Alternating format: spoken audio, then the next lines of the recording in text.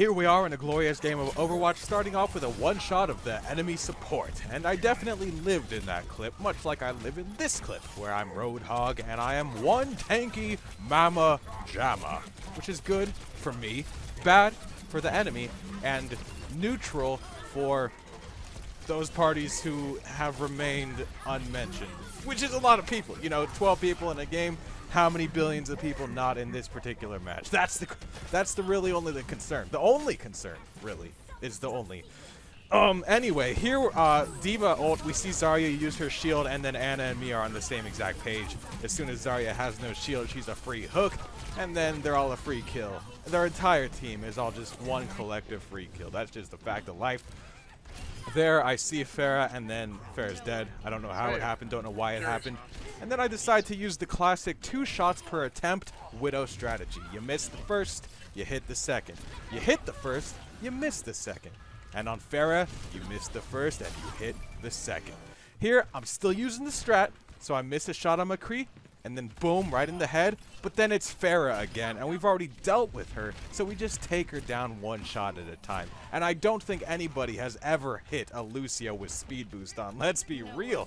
I'm playing back on the plane here because I think a Winston's going to jump up, and indeed he does. Then their Widow jumps down, and indeed she's not going to be able to jump back up, if you know what I mean. Because I shot her. Anyway, I've been playing a lot of Widow, so I shall atone for my sins of picking a sniper. How dare I? And I'm going to play a tank. And that's what we do, and this is what the enemy team does. They all die, so that's their choice. I wouldn't recommend it if you're trying to learn the game of Overwatch. Do not have your whole team die. Okay, that's simply not the best plan. Okay. Then again, I'm not one to, So as long as we're all on the same page there, I'm back on Widow, because who wants to play a non-sniper for 2 games in a row? I mean, come on now. Listen to this, dude. I get a snipe, what more could you need? I get another snipe, what more could you need? Nothing more. And yet, I'm back at it again, just casually going up and casually picking off their Mercy. What's good? Here, Junkrat unfortunately picks off 2 players right on the point, so I feel the enemy's going to come in. There's Zenyatta's ulting, so I'm dropping back. I got my ult up. I'm prepping to use it for a location that's on the level playing field with the point, so it goes through the whole point, and so that they can't see me cast it.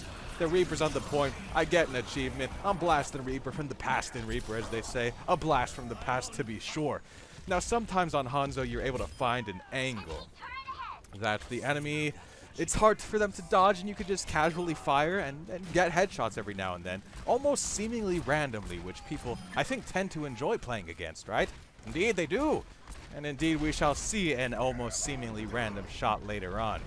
Here, I'm going back to my roots, dude. I like McCree. He's my boy. And guess what I'm doing? I'm playing him. That's right. You guessed it. I'm killing the whole team single-handedly. 1 versus 11. What's up? You ain't got nothing. You ain't got nothing, enemy McCree. What are you even thinking? What are you even doing? Here's what I'm thinking.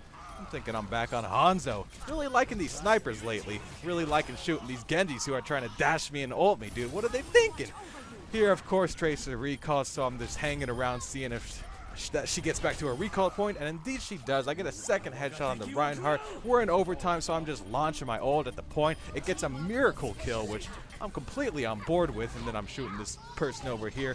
Genji tries to do a silly thing, so then I silly him back with a seemingly not so lucky shot, but indeed the most luckiest of them all. I should say skillful, but I just put this clip in here because I thought it was funny to have 2 headshots on Mei in a row.